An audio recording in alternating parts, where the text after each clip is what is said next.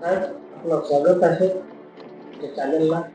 काल बऱ्याच वर्षानंतर त्याची प्रतीक्षा होती बजेटची, ती काल संपन्न झालेलं आहे. बजेटमध्ये काही त्रुटी आलेल्या आहेत, लक्षात आलेल्या आहेत आणि बजेटमध्ये हा आम नागरिकांसाठी आणि विकासासाठी हा बजेट अपुरा असा वाटते आहे. यात काही मुद्दे आहेत, आपण त्याचा पूर्ण खुलासा करणार आहोत. काय सांगणार आपण आमच्या बजेटबद्दल?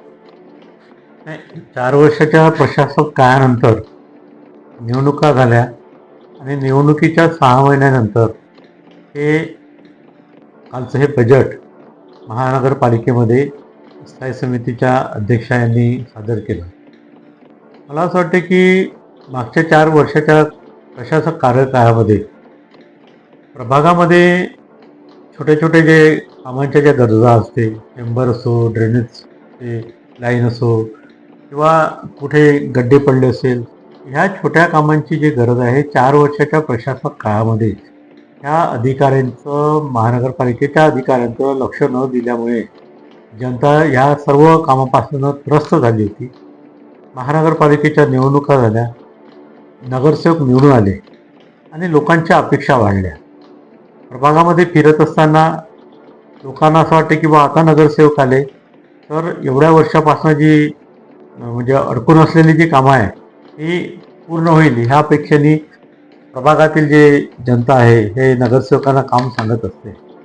आणि मला असं वाटतं की कालचं जे बजेट झालं, नगरसेवकांना म्हणजे पावसाळासुद्धा येणार आहे आणि पावसाळ्यामध्ये बरीचशी अर्जंटमध्ये काही कामं असते, कुठे चेंबर दुरुस्त करायचं आहे तर कुठे ड्रेनचं चेंबर आहे, कुठे ड्रेनेज टाकायची आहे.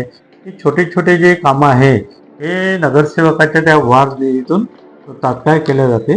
परंतु अशा या आवश्यक असलेल्या कामासाठी कालच्या या बजेटमध्ये फक्त 25 लाख रुपये ठेवण्यात आले. मला असं वाटतं की हा जो 25 लाखाचा निधी आहे हा फार थोडा आहे. हा 25 लाखाचा निधी जवळपास हा 50 लक्ष हा व्हायला पाहिजे, जेणेकरून प्रभागामधील जे काही अर्जंट कामं आहे ही नगरसेवकांच्या माध्यमातून ती पूर्ण करता येईल. कालचं बजेट सादर होत असताना मला असं वाटतं की खूप त्याच्यामध्ये मोठ्या मोठ्या योजना या समाविष्ट करण्यात आलेल्या आहेत. तर असं वाटतं की या शहरातील लोकांना ती दिशाभूल करणारं हे बजेट आहे. वास्तविक जर परिस्थिती जर आपण पाहिली तर आयुक्तांनी जे बजेट 26-27 जे सादर केलं ते 5,441 कोटीचं आहे आणि स्थायी समितीने ते 6,200 कोटीचं केलं. जवळपास 550-600चा याच्यामध्ये तफावत आहे.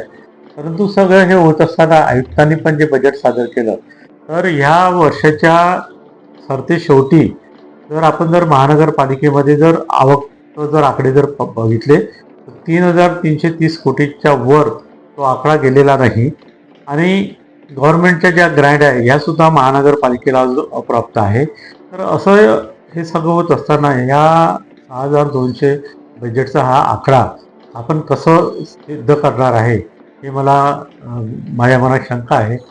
आणि बरेचसे विभाग आहे ज्याच्यापासून महानगरपालिकेला बरंच उत्पन्न होतं. तर नगररचना विभागाचा जर आपण विचार केला तर नगररचना विभागसुद्धा मागच्या वर्षीच्या तुलनेमध्ये उत्पन्नामध्ये फार मागे राहिलेला आहे आणि त्याच्या मागची कारणेसुद्धा शोधण्याची गरज आहे.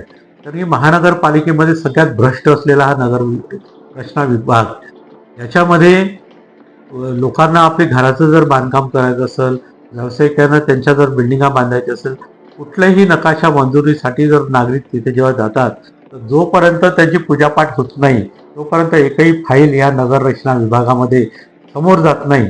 त्याच्यामुळे बऱ्याचशा फायला तिथे प्रलंबित आहे, लोकांची कामं तिथे होत नाही ती प्रलंबित आहे.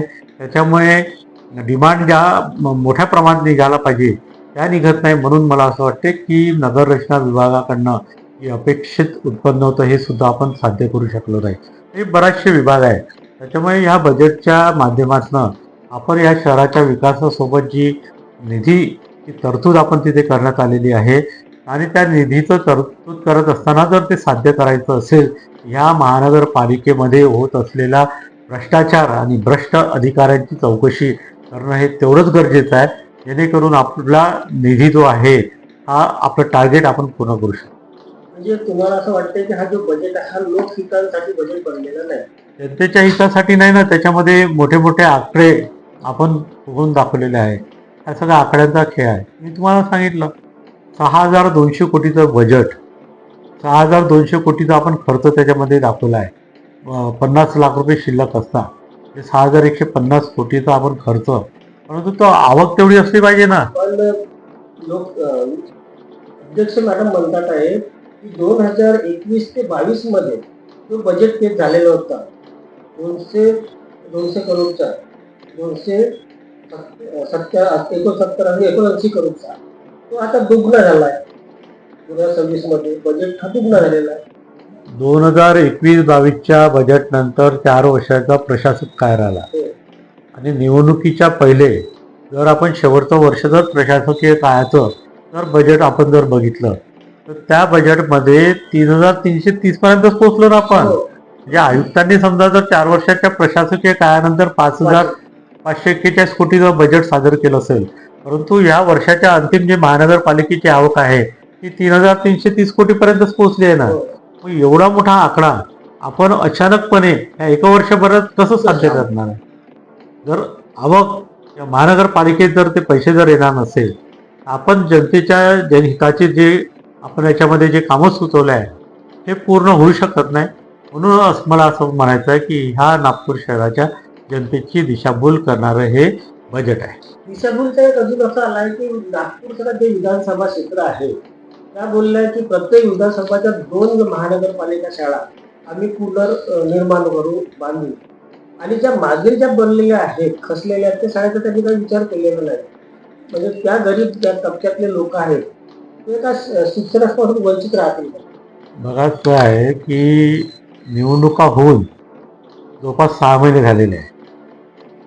यांनी निवडणुका झाल्याबरोबर मान्य महापौरांनी सुद्धा ह्या घोषणा केल्या होत्या की नागपूर शहरामध्ये प्रत्येक प्रभागामध्ये आम्ही एक CBSE शाळेची सुरुवात करू. मला हे म्हणायचं की नागपूर शहरामध्ये एवढ्या साऱ्या 200-250 शाळा आहेत, त्यातल्या कित्येक शाळा बंद झालेल्या आहेत. आणि ह्या शहरामध्ये जे गरीब लोक राहतात प्रत्येकाची इच्छा असते की बाबा त्यांचा मुलगा हा इंग्रजी माध्यमाच्या चांगल्या शाळेत शिक्षण त्याने घेतलं पाहिजे.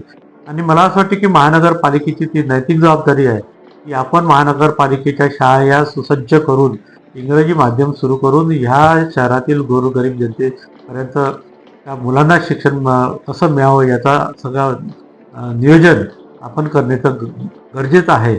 आणि मला असं वाटतं की त्याच्यासाठी बजेटमध्ये जो लागणारा निधी जो ठेवण्यात आलेला आहे तो सुद्धा अपुरा आहे. कारण की महानगरपालिकेमध्ये आज जवळपास 7 शाळा आकांक्षा फाउंडेशन चालवत आहे.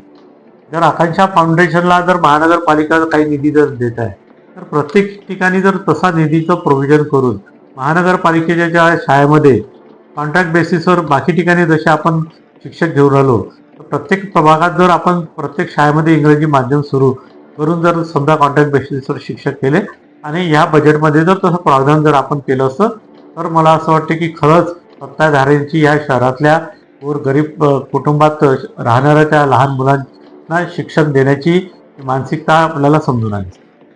अमृत महोत्सव वर्षानिमित्त जो डेव्हलपमेंट करत आहे, संग्रहालयाची घोषणा पण केलेली आहे, पण विपक्ष जे बसले त्यांच्या नगरसेवकांना त्यांचा फायदा होणार नाही. बघा तो अमृत योजनेअंतर्गत जो आपण मच्छालय वगैरे जो आहे हा शहराच्या विकासातला एक भाग आहे.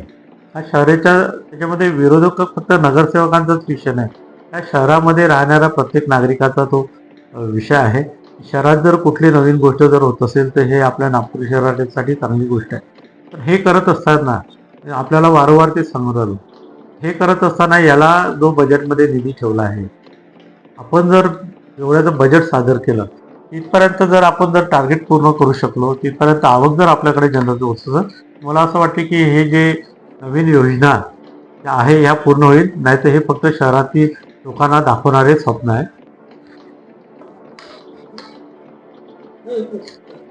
आता जर त्यांनी जे बोललाय मागच्या नगरसेवकांना 20 लाख पर्यंत आणि देत होते, आम्ही 5 लाख वाढवल्या 25 लाख, पण प्रभाग आहे मोठा, 25 लाख पूर्ण असे होईल का? 50 लाखापर्यंत 2017 ते 22 हा जो कार्यकाळ होता आणि 22मध्ये महानगरपालिकेमध्ये नगरसेवक असताना त्यावेळेलाही 20 लाखाचा निधी महानगरपालिकेमध्ये नगरसेवकांना वाढ निधी म्हणून हा त्यावेळेला ठेवला. त्यानंतर 4 वर्षाचा हा प्रशासक काळ आला. त्याच्यानंतर आता ह्या निवडणुका आल्या आणि तुम्ही 4 वर्षानंतर जर त्या 20 लाखात जर 5 लाख फक्त वाढवले असेल आणि तुम्ही म्हणत असेल की आम्ही खूप निधी वाढवून दिलेला आहे, मला असं वाटतं की त्या निधीला काही अर्थ नाही. तो जो 25 लक्ष जो निधी केलेला आहे, हा ज्या प्रमाणामध्ये बजेट आकडा वाढला त्या प्रमाणामध्ये हा वाढ निधीसुद्धा जवळपास प्रत्येक नगरसेवकांना हा 50 लक्ष असला पाहिजे.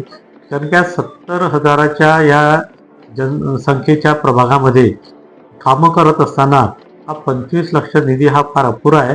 त्याच्यामुळे नगरसेवकांची इच्छा असून सुद्धा ती जी तातडीची कामं हे पूर्ण होऊ शकणार नाही. त्याच्यामुळे लोकांचं समाधान सुद्धा होणार नाही. म्हणून मला असं वाटतं की हा जो निधी हा 50 लक्षपर्यंत असेल. जनतेला आपल्याकडे लक्ष देऊन पाहत आहेत, पक्षाने बसले आहेत, काय सांगणार आहे बजेटबद्दल? जनतेला काय करणार? नाही, ते सांगायचं ना की हा जो 6,200चा आकडा सादर करून हे बजेट नागपूरच्या या विकासासाठी जे सादर करण्यात आलेलं आहे आणि याच्यामध्ये ज्या योजना ह्या ज्या टाकलेल्या आहेत, मला असं वाटतं की ह्या नागपूरच्या लोकांची दिशाभूल करून नागपूरच्या लोकांना दाखवलेलं हे एक फक्त बजेटच्या माध्यमातून एक स्वप्न आहे. याच्याशिवाय याच्यामध्ये दुसरं वास्तविक परिस्थिती जर दाखवली तर हे बजेट हे नागपूरच्या जनतेच्या हिताचं नाही आहे.